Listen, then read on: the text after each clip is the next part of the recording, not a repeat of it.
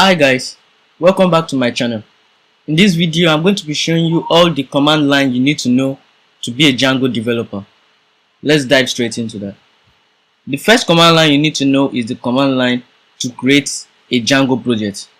To do that, we type Django admin start project, then the name of the project, my site.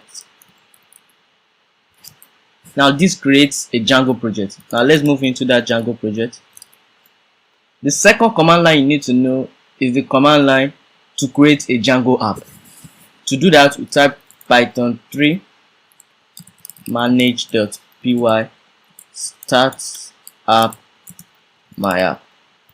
Now this automatically creates a Django app. The third command line you need to know is the command line to run your Django project on the localhost. To do that, we type python 3 manage.py run server. Now this should run as our app or our project on the localhost. See, it's successfully run it on the localhost here. Now let's just opt out of this. Now the fourth one you need to know is the command line to make migrations.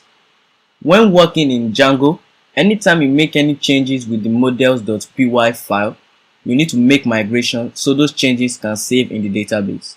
Now to do that, we type python 3 manage.py make migrations.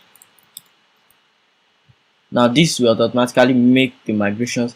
For now, it should say no changes detected. Yes, see that it says no changes detected. That's because we didn't make any change in our project. Then another command line you need to know is how to migrate your data from your project to your database. When you are creating models in a Django project, you need to migrate those models into your database to make them live. Now to do that, we say python 3 manage.py migrate. Now this should automatically migrate all the authentications and every built-in functions of Django. You see that it's migrating everything, and once it's done, you say successfully. Now everything is done. Another command line you need to know is the collect static command line. Python 3 manage.py collect static.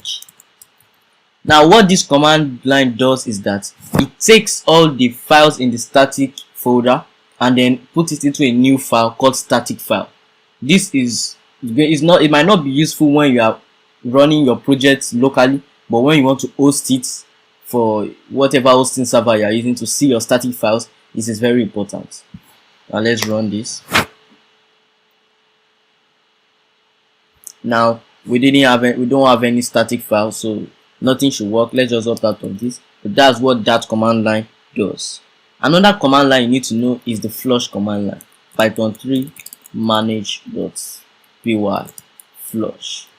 Now what this flush command line does is that it deletes all the data from the database. It's kind of flushing a toilet. It flushes all the data from the database. Once we click enter, it should pop up an error. That's because we don't have any database yet. It says this will eventually destroy all the data currently in my site project in the database. But since we don't have any database yet, we don't have anything, let's just opt out of this. Another one you need to know is the send test mail command line. To do this, say Django admin send test mail, then let's give it a random email at gmail.com. Now what this does is that it tests the configuration for the built-in Django email. If you don't get that, Django has a built-in function which allows you to send email, programming. Like it allows you to send email with coding.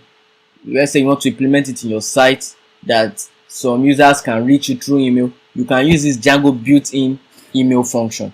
Now once you've configured everything you need for the Django built-in email function, you use this send test mail to test if all your configuration works well. That's what it does. I'm not going to run that because we didn't do that. Another command line we need to know is the show migrations. Django admin show migrations. Now what this does is that it shows you the amount of times you've migrated your data to your database. We're not going to run that. And another command line I want to show you is a command line which allows you to change the password of a user.